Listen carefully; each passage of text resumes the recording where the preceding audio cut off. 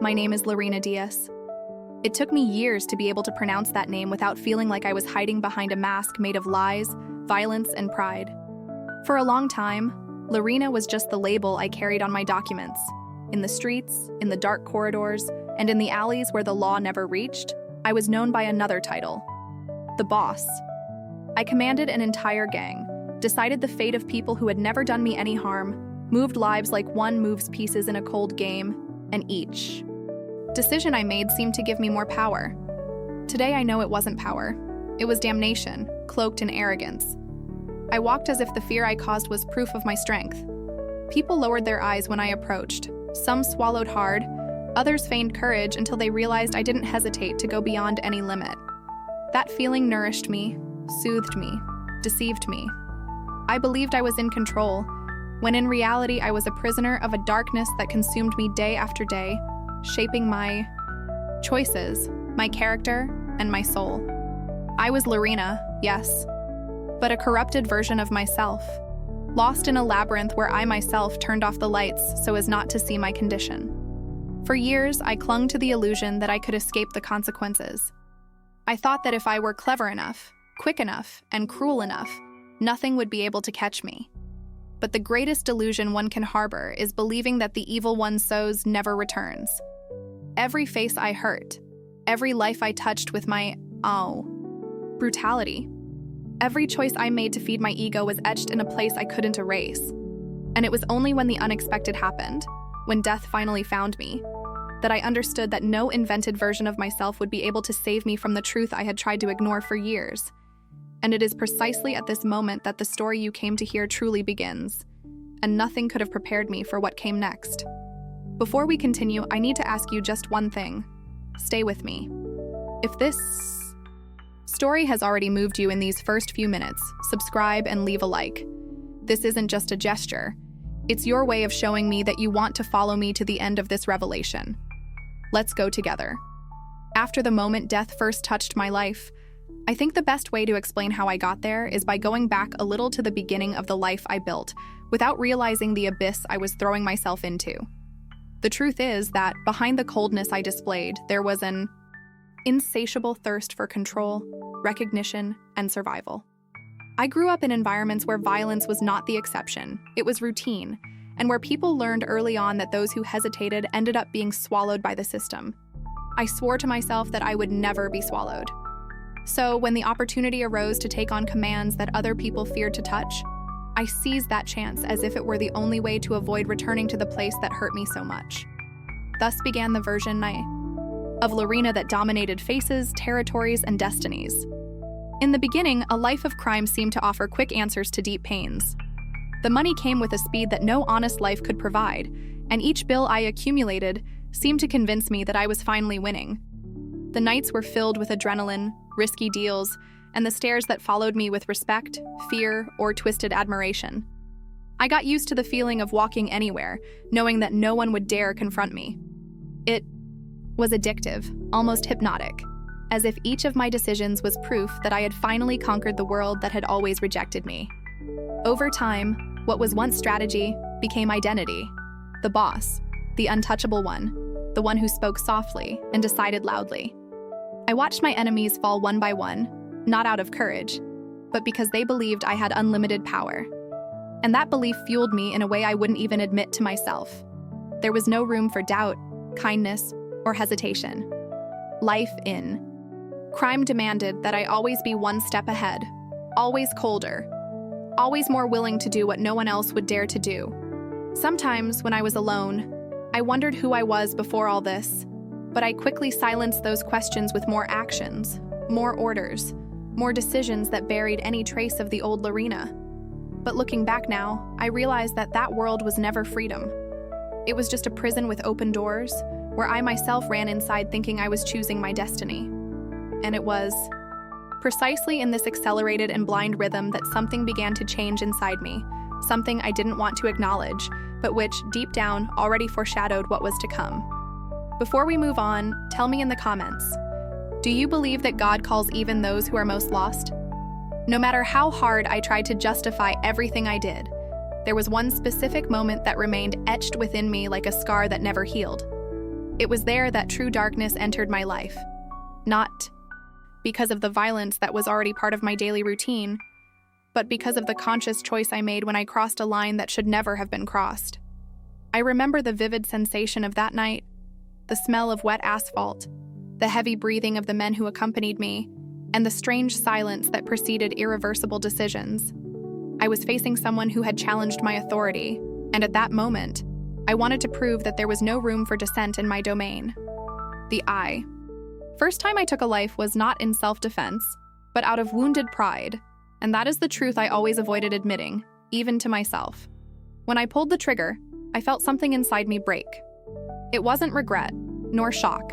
It was a strange feeling of power mixed with a deep emptiness that settled in without me understanding what it meant. The people around me looked at me with a mixture of fear and reverence, as if I had just sealed my throne in that underworld. But at that exact moment, something shifted within my soul, as if a door had been opened without me being aware of what I was letting in. I became colder, more calculating, more distant from any vestige of humanity that still remained within me. As the days went by, I realized that the more I repeated that type of decision, the less I felt. My heart hardened almost automatically, as if protecting itself from what I myself was causing. And without realizing it, I began to walk towards a kind of darkness that wasn't content to simply accompany my steps, but demanded every part of me, every thought, every choice, until I no longer recognized the woman I had once been. And the scariest thing is that at that moment, I still had no idea what that first fall had unleashed against me. But the revelation would come sooner than I imagined. After that first moment when I crossed the line of my own humanity, something inside me began to change in a way I didn't immediately realize, but which, over time, took over everything. Each new situation that demanded coldness became easier, as if my heart was learning to shut down any sign of compassion before I even had time to think.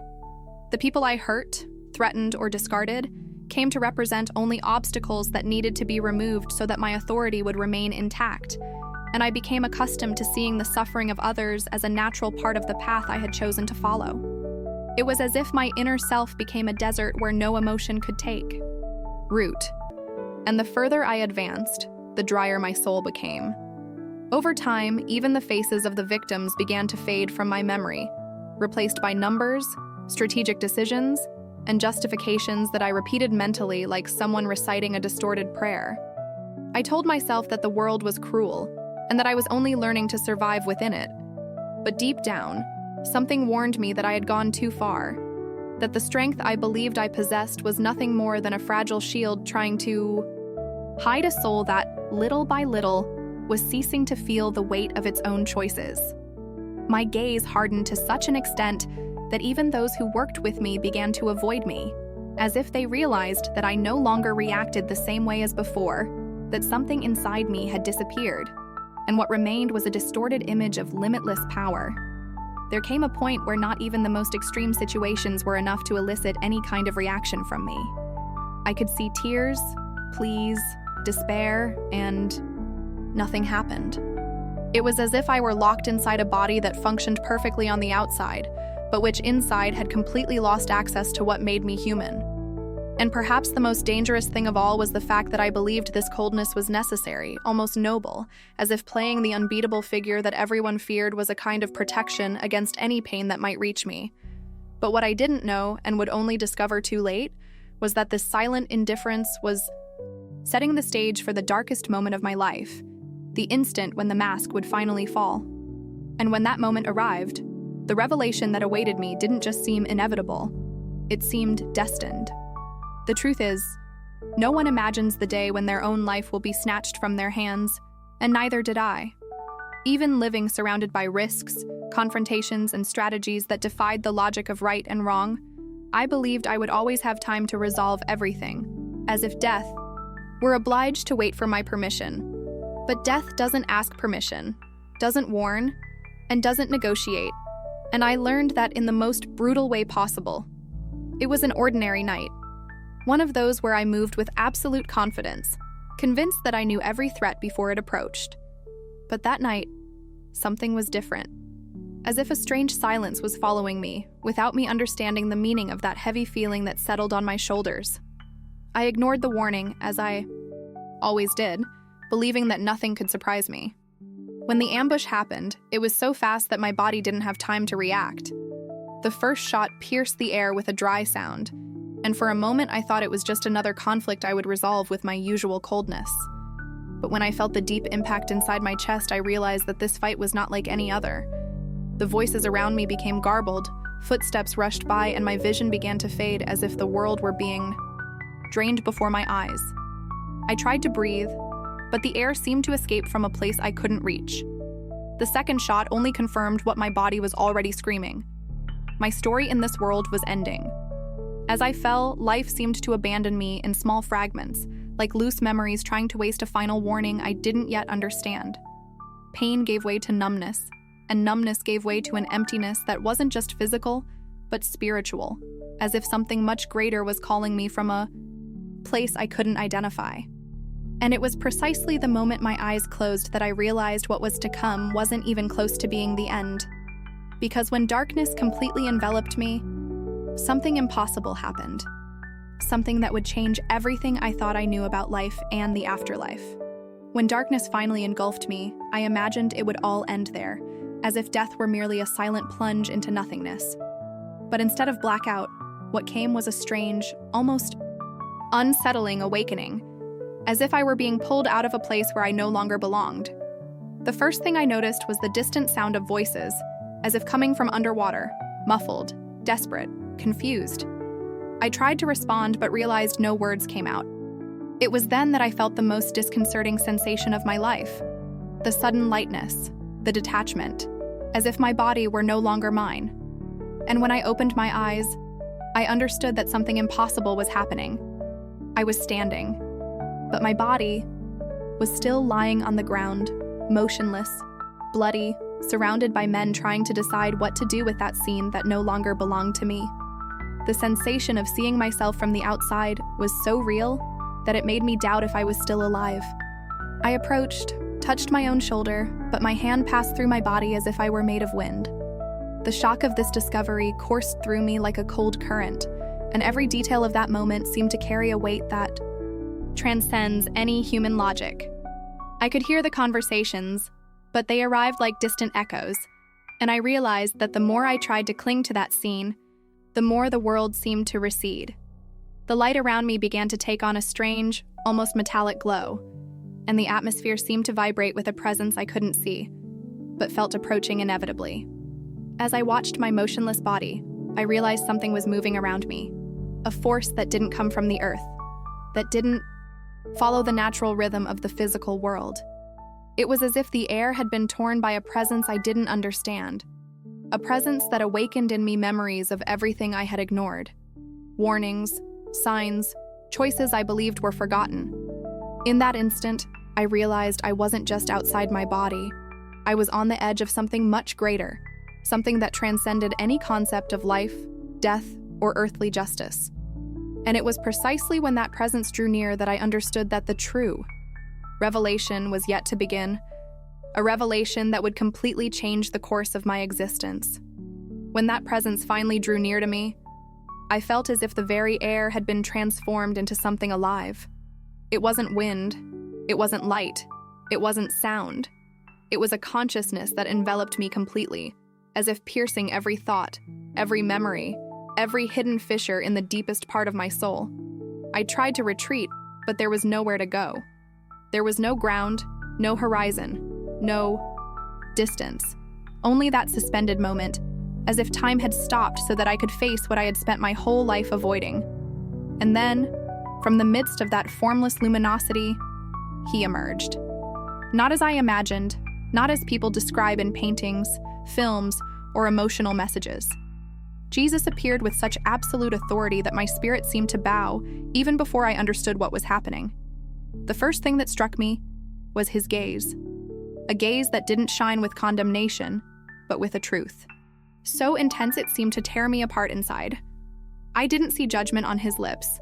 I saw judgment in myself, reflected like a perfect mirror showing everything I had always tried to hide. In a second, every crime, Every cruel decision, every choice fueled by arrogance appeared before me as if being relived in real time. It was impossible to look away. It was impossible to justify. It was impossible to pretend. In his presence, there were no masks, because the light he emanated revealed even the intentions I myself had never been able to admit. I felt shame in a way I had never experienced before. Not the shame born of fear of being discovered, but the profound shame of realizing how much I had wounded something sacred within myself. He didn't speak at first. He only looked. And in those seconds that seemed eternal, I understood that I didn't need a verbal accusation. I was condemning myself while his holiness effortlessly exposed me. It was when he finally took a step towards me that something inside me broke once and for all, as if that presence destroyed the last wall I had built to protect myself from the truth. I wanted to ask for forgiveness, but my voice wouldn't come out. I wanted to hide, but there were no shadows. I wanted to go back, but I understood that this encounter wasn't about the past. It was about what was about to be revealed. Because when he finally raised his hand, I knew I was one step away from the hardest revelation anyone can face before the God who sees everything. When he raised his hand toward me, I felt as if the universe itself had held its breath. The light around me intensified, not like a blinding glare, but like a clarity that pierces through, penetrating every hidden memory, every unresolved conclusion, every truth I had buried beneath justifications that now sound ridiculous before the presence observing me. The sensation was not one of punishment, but of absolute exposure, as if my soul were being opened page by page before the only being who truly knew everything about me from the beginning. And then the light around me began to change, taking on contours that I recognized without wanting to. Faces. Many faces. I first saw the eyes of the people I had hurt, not as accusing ghosts, but as lives interrupted by decisions I treated as mere power plays. Each face appeared before me with its stories, its dreams, its families, its futures that I had ripped away without even thinking about what it meant to tear apart. Someone's destiny. The weight of these visions was so devastating that my spirit seemed to plead for mercy, but I knew that what I was seeing was not punishment. It was truth. Pure truth, without distortions, without masks, without defenses. And it was at that exact moment that Jesus spoke. Not with a shout, not with anger, but with the silent authority that only divine justice possesses. You didn't just take lives, you took away paths that I had prepared. Those words pierced my being like no earthly weapon ever could. I understood, once and for all, that my wickedness hadn't only destroyed bodies, it had destroyed plans, families, opportunities for love, for rebuilding, for peace. It was as if every decision I made had opened wounds that extended beyond what my human eyes could reach. I saw children who grew up without parents because I needed to assert authority. I saw mothers who cried for years because I decided to show power. I saw dreams that never blossomed because my vanity spoke louder than any sense of humanity. And there, faced with that overwhelming revelation, I realized that hell wasn't just a place of torment, but an inevitable consequence of every choice I nurtured with pride. I tried to look away, but I couldn't. The truth surrounded me like fire, not to destroy, but to reveal the depth of my downfall. And when I thought that revelation would be the end, I understood that there was still something more, something that would completely change the course of what I believed to be my final destiny. Because in the next instant, he showed me something I never imagined I would see. Something that would transform the way I understand repentance. When that final revelation presented itself before me, I realized that something was changing in the environment around me. The light that had previously overwhelmed me began to take on a different tone, no less intense, but laden with something I couldn't immediately identify. It wasn't comfort, it wasn't absolution, it wasn't a promise. It was opportunity. Jesus didn't need to explain with words. I felt within my own spirit that he was showing me the point where my life could have changed, and at the same time, the point where it could still change, even if I didn't deserve it. And when this truth began to take shape, I was enveloped by a feeling that seemed otherworldly, a mixture of pain, regret, and hope that coursed through me in a way that no earthly experience could reproduce. It was at that exact moment that I felt as if I were being pulled back, as if physical reality was demanding my presence again. The surrounding light faded, the scene of faces dissolved, and his presence remained steadfast, watching, like one offering a final invitation before the path closes. When my eyes opened in the hospital, air rushed into my lungs like a blow, and tears began to stream down my face before I even understood that I was still alive. I couldn't speak. I couldn't explain, but I knew nothing would be the same. The first thing I did when I managed to stand up again was to seek out the families of the people I had hurt. Some rejected me, others didn't want to listen, and I understand. But I needed to try. I needed to acknowledge every wound I had caused. I needed to give back what I still could. I needed to confess what I had kept hidden for years. And in doing so, I realized that true repentance is not a fleeting emotion, but a daily decision to rebuild what I had, destroyed with my own hands. Each request for forgiveness was like carrying a cross that I myself had built, but at the same time, each step returned to me a part of the humanity that I had buried throughout my life. And it was precisely in this restoration process that I understood the last and most important truth, the one that I now need to share with you before it's too late. After everything I've been through, after seeing my destiny before the eyes of Jesus, after confronting the true weight of the choices I made and the lives I destroyed, I understood that my story didn't just come back with me to transform me, but to reach people who, like me, believe they still have time, that they can still postpone decisions that touch the soul, that they can still hide their mistakes behind justifications that only work when life seems long. What I experienced in that encounter showed me that no one can deceive the truth, and that before God, there are no arguments that can support what we do when we choose to hurt, ignore, or harden our hearts. I didn't return from beyond to recount a curious experience. I returned because I understood that my life was only given back to me so that I could warn you, so that I could look at you, even through a screen, and say with all the sincerity of my spirit, don't play with eternity. What's at stake isn't a fleeting emotion. It's not a scare. It's the path your soul is taking, silently, daily, almost imperceptibly, until the day there's no trail left to return from. I saw the fate of those who rejected the light, not because God abandoned them, but because they themselves had walked away from Him for years. I saw eyes that pleaded for one more minute, one more chance, one more day. But time there no longer obeyed anyone. I myself was among them, and if I hadn't received that unexpected opportunity to return, my end would already have been sealed. And sealed not as punishment, but as a consequence of a life that I myself chose to lead away from the truth. I say this with the sincerity of someone who knows their own darkness. Don't wait for death to discover what could have been changed in life.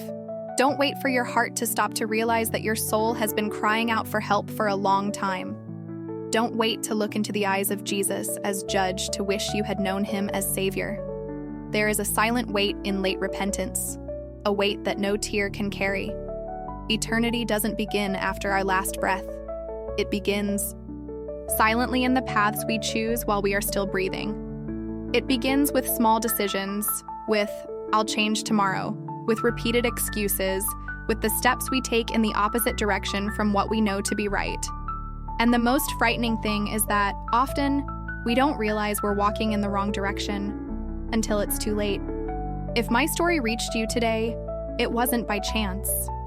God doesn't waste warnings. There are times when He uses someone else's downfall to prevent your own, and perhaps this is the warning you were ignoring while trying to fill your own voids. Perhaps it's the voice you were silently asking for, the answer you needed to stop running away from yourself. Examine your life. Look at your choices. Notice the voices your conscience has been trying to silence. Don't put bandages on spiritual wounds that need deep healing. Don't get used to sins you already call weaknesses. Don't confuse deliverance with luck. Life gives you signs every day, but they won't last forever. There is still time, but that time is not infinite. The door isn't closed, but it won't stay open forever either. Do what needs to be done while there is still light to see the path. Ask for forgiveness while forgiveness is still within reach. Rebuild what you have broken. Return to God before everything around you pushes you too far away. And if this message touched your heart in any way, stay here with me. There are other stories that may speak even more to you and perhaps be exactly what your soul needs to hear. Subscribe and walk with me on this journey. We still have much to face and much to understand before the final call comes. Because that calling will come. And when it comes, may God find you where the light still reaches you.